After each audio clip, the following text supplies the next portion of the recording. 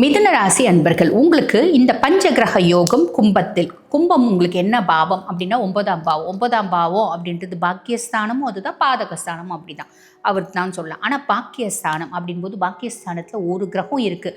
பாக்கியஸ்தானம் அதிர்ஷ்டஸ்தானம் அப்படிம்பாங்க. பாக்கியஸ்தானத்தில் ஒரு கிரகம் இருக்குது அப்படின்னாலே நம்மளுக்கு நிறைய அதிர்ஷ்டம் அப்படின்றது இருக்குங்க. ஆப்வியஸ்லி இங்கே 5 கிரகம் இருக்குது. அப்போ ஏகப்பட்ட அதிர்ஷ்டம் அப்படின்றது காத்திருக்கு. எந்தெந்த விதத்தில் அதிர்ஷ்டம் நம்மளுக்கு வந்து வரப்போகுது ப்ராப்பராக பார்த்துடலாங்க. கிரகம் இங்கே இருக்கவர் யார் அப்படின்னா சனி பகவான். சனி பகவானை பற்றி உங்களுக்கு சொல்லணும் அப்படின்னா லார்ட் ஆஃப் 8 and 9, அதாவது அஷ்டமாதிபதியும் அவன் தான், பாக்கியாதிபதியும் அவன் தான். அவன் இப்போ வந்து பாக்கியஸ்தானத்தில் உட்கார்ந்துட்டுருக்கான் அப்படின்னும் போது தாமதமானாலும் உறுதியான பாக்கியம் அப்படின்றது கிடைக்கும். பொதுவாக சனி பகவானை பற்றி சொல்லணும் அப்படின்னா சனியை என்ன சொல்லுவாங்க அப்படின்னா மந்தன், முடவன் அப்படின்னு சொல்லுவாங்க. அப்போ அவன் எது கொடுக்கறதா இருந்தாலும் நிதானமாக தான் கொடுப்பான். அதாவது சனி வந்து ஸ்லோ மூவிங் பிளானட் சேட்டன்.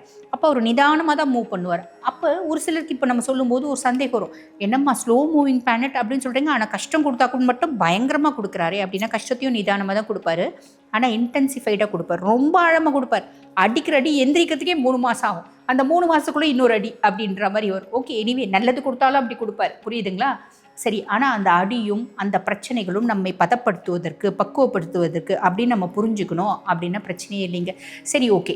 இப்போ தாமதமானாலும் உறுதியான பாக்கியம் அப்படின்றது கொடுப்பாரு. ஆன்மீகம், தர்மம், இந்த மாதிரி விஷயங்களில் தானம், இந்த மாதிரி விஷயங்களில் நம்மளோட லெவல் வந்து பார்த்திங்கன்னா அதிகமாகும் அப்படின்னு சொல்லலாம். ஆன்மீகம் நான் இப்போ தாங்க சாமி கும்பிட ஆரம்பிச்சிருக்கேன், நான் இப்போ ரொம்ப இன்டென்சிஃபைடாக கும்பிடுவேன், ரொம்ப வந்து சிவனை நோக்கி போவேன்.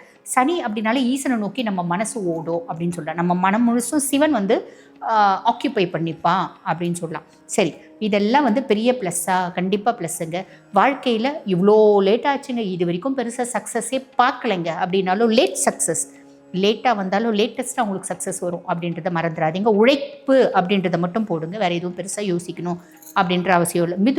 மிதுனத்துக்கு வந்து பாருங்கள், எது அவங்களோட மூலதனம் அப்படின்னா அவங்களோட வாய், அவங்களோட பேச்சு, அவங்களோட மூலதனம். இந்த பேச்சை வச்சே வந்து பார்த்திங்கன்னா ஈர பேனாக்குவாங்க, பேனை பெருமாளாக்குவாங்க. அப்படிப்பட்ட புத்திசாலியான பர்சனாலிட்டிஸ். டிப்ரெஸ் ஆனாலும் ஒரே முட்டை டிப்ரெஸ் ஆகிடுவாங்க. ஸோ டிப்ரெஸ் ஆகாதீங்க. உங்களோட பேச்சு, அதாவது போகிற போக்கில் ஒரு பஞ்சாயத்தை கிளியர் பண்ணி விட்டு போகிறது யார் அப்படின்னா மிதுனம் அப்படின்னு சொல்ல. ரொம்ப ஹியூமரஸான பேச்சு, புத்திசாலித்தனமான பேச்சு. ஸோ அந்த புத்திசாலித்தனத்தை தொடர்ந்தீங்க அப்படின்னாலே சக்ஸஸ் அப்படின்ற டெஸ்டினி அடைஞ்சிடுவீங்க. அதுக்கும் மேலே சூரியனை பற்றி சொல்லணும் அப்படின்னா 3ஆம் பாவத்துக்கு அதிபன், இளைய சகோதரர், தைரியஸ்தானத்துக்கு அதிபன். இப்போ என்னோட தைரியமும் தன்னம்பிக்கையும் வேறு லெவலில் இருக்கும். யூஸ்வலாகவே மிதுனத்துக்கு அது வேறு லெவல் தான், இப்போ இன்னும் ஜாஸ்தி இருக்கும் அப்படின்னு சொல்லலாம். சுய முயற்சிகளால் உயர்வு அப்படின்னு சொல்லலாம். சகோதரர்கள் மூலம் உயர்வு, உதவி அப்படின்றது கிடைக்கும். அதே மாதிரி சகோதரர்கள் மூலம் உதவி கிடைக்குது அப்படின்னாலும் ஒரு சில பேச்சுவார்த்தைகள் அப்படின்னு முத்துது அப்படின் போது கருத்து வேறுபாடு வரத்துக்கும் வாய்ப்பு உண்டு. அப்போ நம்ம கொஞ்சம் டிஸ்டன்ஸ்லேயே இந்த ஹெல்ப்பை மட்டும் வாங்கிக்கணும், நல்லது. இப்படி போயிட்டோம் அப்படின்னா நம்மளுக்கு கருத்து வேறுபாடும் வரத்துக்கு வாய்ப்பு உண்டு, புரிஞ்சுக்கோங்க. அப்போ ரொம்ப சிம்பிளுங்க. எங்கள் அப்பெல்லாம் சின்ன வயசுலேருந்து ஜோதிடம் கற்றுக் கொடுக்கும்போது ஒரு வார்த்தை சொல்லுவாங்க, கண்ணு சேரப்போனால் செடியும் பகை அப்படிம்பாங்க. நம்ம செடி தானே அப்படின்னு ரொம்ப கிட்ட போனோம் அப்படின்னு வச்சுக்கோங்களேன், அது கூட நம்மள அடிக்குமா. அப்போ எல்லாருக்கிட்டையும் இருக்க ஒரு பாட்டு உண்டு கண்ணதாசன் இல்லைங்களா, பரமசிவன் கழுத்தில் இருந்த பாம்பு கேட்டது, எதுவும் இருக்கும் இடத்தில் இருந்து கொண்டால் எல்லாம் சௌக்கியமே, கருடன் சொன்னது இதில் அர்த்தம் உள்ளது அப்படிம்பாங்க. ஆக நம்ம யாராக இருந்தாலும் நம்ம இருக்கிற இடத்துல இருக்கிறோம் அப்படின்னா வேறுபாடே கிடையாதுங்க, வெறும் நல்லது மட்டும்தான். கருத்து வேறுபாடு வரத்துக்கு வாய்ப்பே இல்லை. ஸோ புரிஞ்சிருக்கும்னு நினைக்கிறேன். சரி, அடுத்து வந்து செவ்வாய் பகவானை பற்றி சொல்லணும் அப்படின்னா 6 மற்றும் 11க்கு அதிபன். அதாவது ருணரோக சத்ருஸ்தானத்துக்கும் அவன் தான் அதிபன், லாபஸ்தானத்துக்கும் அவன் தான் அதிபன். அவன் பாக்கியஸ்தானத்தில் போய் உட்கார்ந்துட்டுருக்கான் அப்படின்போது போட்டி, என்ன போட்டியாக இருந்தாலும் நீங்கள் போய் அட்டன் பண்ணுங்கள், கப்பு உங்களுக்கு தான், மெடல் உங்களுக்கு தான் அப்படின்னு சொல்லலாம். அந்த மாதிரி ஒரு வாய்ப்பு. கொஞ்சம் நம்ம வேலையை ரன்னிங் ரேஸில் போயிட்டு கம்முன்னு மூலையில் நின்றுன்னு எனக்கு கப்பு வந்துடும் நினைக்கக்கூடாது. நீங்கள் பண்ணுற ஹார்ட் ஒர்க்குக்கு இவ்வளோ நாள் ஹார்ட் ஒர்க் பண்ணுங்கள், பலன் வரலை அப்படின்றவங்க இந்த காலகட்டத்தில் நீங்கள் பண்ணுற ஹார்ட் ஒர்க்கு பலன் வரும். அதுதான் அதனுடைய இன்டென்ஷன், புரியுதுங்களா? அதே மாதிரி நிறைய இந்த காம்படிட்டிவ் எக்ஸாம்ஸ் எழுதுகிறவங்க, பேங்க்கு, இன்சூரன்ஸ், இந்த மாதிரி எக்ஸாம்ஸ்லாம் எழுதுகிறவங்களுக்கும் ஒரு சக்ஸஸ் அப்படின்றது வரதுக்கு வாய்ப்பு உண்டு. உங்களோட ஃப்ரெண்ட்ஸ்னோட வட்டம் வந்து பார்த்திங்கன்னா விரிவாகும் அப்படின்னு சொல்லலாம். ஃப்ரெண்ட்ஸ் வட்டம் எந்த அளவுக்கு வந்து டெவலப் ஆகுதோ அந்த அளவுக்கு வந்து பார்த்திங்கன்னா மனஸ்தாபமும் வரத்துக்கு வாய்ப்பு உண்டு, மோதல்களும் வரத்துக்கு வாய்ப்பு உண்டு. எப்பயுமே எல்லாருக்கூடையுமே நல்ல உறவு அப்படின்றத மெயின்டைன் பண்ணிக்கோங்க. பிடிக்குதா நல்லா பேசுங்க, பிடிக்கலையா பகச்சிக்காதீங்க, ரொம்ப வேலை இருக்குப்பா நான் அப்புறம் வரேன் அப்படின்ற மாதிரி நைஸாக நழுவுற மீனாக வந்துடுங்க. ஏன்னா சிறு துரும்பும் பல்குத்த உதும். இவங்க என்றைக்கோ ஒரு நாள் நம்மளுக்கு யூஸ் ஆவாங்க, அதனால ஸ்மூத்தாக இருந்துக்கோங்க எல்லாருக்கூடையும் அப்படின்னு சொல்லிக்கலாம். அதுக்கப்புறம் புதன் பகவான் உங்களுக்கு 1 மற்றும் 4க்கு அதிபன், உங்கள் ராசி அதிபனே அவன் தான். இவன் வந்து பார்த்திங்கன்னா பாக்கியஸ்தானத்தில் உட்கார்ந்துட்டுருக்கான். ராசியாதிபனும் அவன் தான், அதே மாதிரி சுகதாயார் ஸ்தானத்து அதிபனும் அவன் தான். சுகாதிபதி பாக்கியஸ்தானத்தில் உட்கார்ந்துட்டுருக்கா. அப்படின் போது உங்களோட அறிவு அப்படியே ஒரு 1000 வால்ஸ் பல்ப் எரியிற மாதிரி எரியும்.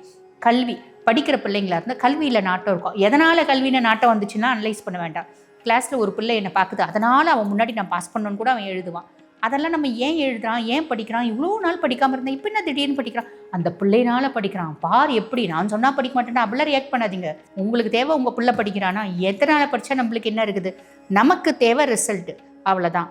அது வந்து ஏன் படிக்கிறான், எதனால் படிக்கிறான், இது தப்பு இது ரைட் அப்படின்லாம் ஆர்கியூ பண்ணாதீங்க. வேலை முடிஞ்சிச்சா அப்படின்ற மாதிரி விட்டுருங்க. பிள்ளைக்காக படிக்கிறான்னா பிள்ளைய வச்சே படிக்க வைக்கிறதுக்கு ட்ரை பண்ணுங்க. புரியுதுங்களா? அப்போ அறிவு அப்படின்றது நமக்கே கொஞ்சம் மேலோங்கிற மாதிரி இருக்கும். கல்வி அப்படின்றது படிக்கிற பிள்ளைங்க அழகாக பாஸ் பண்ணிவிடுவாங்க.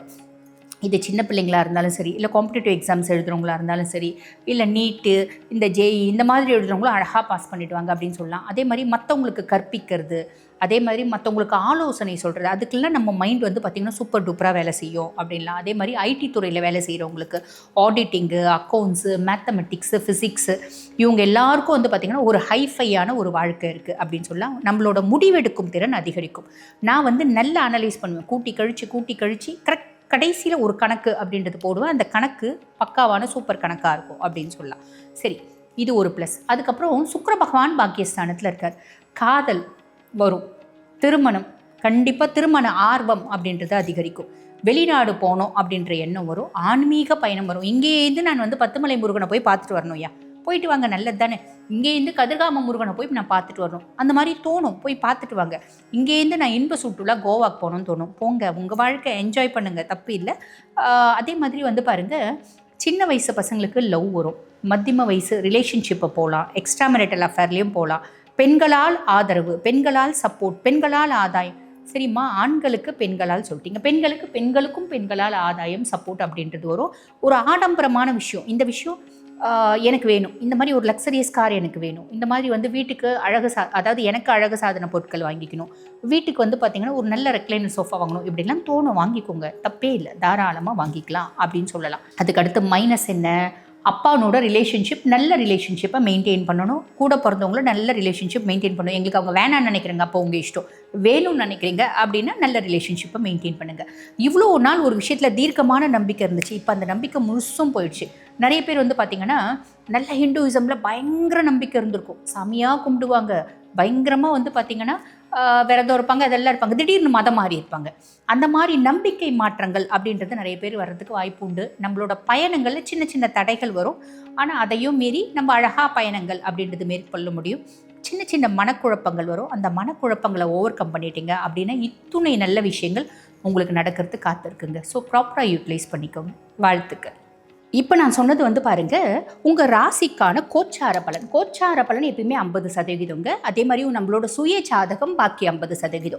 எக்ஸாக்டாக 100% இந்த பஞ்சகிரக சேர்க்கை, பஞ்சகிரக யோகம் எனக்கு என்ன மாதிரி பலன்களை கொடுக்க போகுது அப்படின்னு தெரிஞ்சுக்கணும். அப்படின்னாலும் வாழ்க்கையில் ரொம்ப நாளாக பிரச்சனை இல்லை, அவஸ்தை மேலே அவஸ்தை நான் பட்டுகிட்டே இருக்கேன், எனக்கு எப்போ தான் விடிவு காலம் பிறக்கும் அப்படின்னு தெரிஞ்சுக்கணும். அப்படின்னாலும் வயது வந்து ரொம்ப ஆயிடுச்சுங்க எங்கள் பிள்ளைங்களுக்கு, எனக்கே வயது மூப்பு அப்படின்றது ஆயிடுச்சு, எனக்கு திருமணம் ஆகுமா ஆகாதா அப்படின்றது தெரிஞ்சுக்கினாலும், குழந்தை பிராப்தம் இருக்கா இல்லையா, வீடு கட்ட முடியுமா முடியாதா, வீடு கட்டிட்டோம், அந்த வீட்டில் வாழறதுக்கான வழியும் இல்லை, வாய்ப்போ இல்லை, வீட்டில் ஏதாவது கெட்டது ஏதாவது இருக்கா அப்படின்னு தெரிஞ்சுக்கணும். அப்படின்னாலும் இது எல்லாத்துக்கும் வந்து பக்காவாக தெரிஞ்சுக்கிறதுக்கு என்ன ஒரே ஆப்ஷன் அப்படின்னாங்க, நம்மளோட சுய ஜாதகம் தாங்க.